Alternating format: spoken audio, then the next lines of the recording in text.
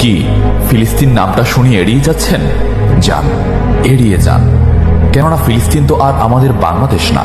কোনো সমস্যা নেই, এড়িয়ে যান।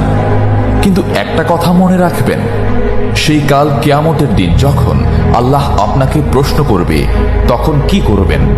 কি করবেন যখন জিজ্ঞাসিত হবেন যে কেন আপনি মজলুম ফিলিস্তিনদের পাশে থাকেননি? জানি উত্তর দিতে পারবেন না, কারণ আপনার নিজেরই জানা নেই এর উত্তর কি হবে। এখন হয়তো বলতে পারেন যে আমি কি করে ফিলিস্তিনে গিয়ে মজলুমদের পাশে থাকব, কি করে এত দূর গিয়ে সাহায্য করব?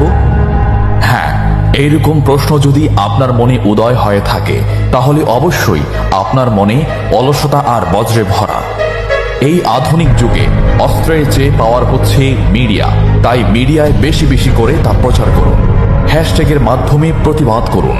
এই ক্ষুদ্র প্রতিবাদ একদিন অনেক বড় প্রতিবাদ হয়ে দাঁড়াবে। বিজয় একদিন ইসলামেরই হবে ইনশাআল্লাহ। এটা আমার কথা নয়, এটা এই মহাবিশ্বের প্রভুর কথা। একটা কথা মনে রাখবেন, ক্ষুদ্র ক্ষুদ্র বালিকণা, বিন্দু বিন্দু জল গড়ে তুলে পাহাড় পর্বত, সাগর অতল।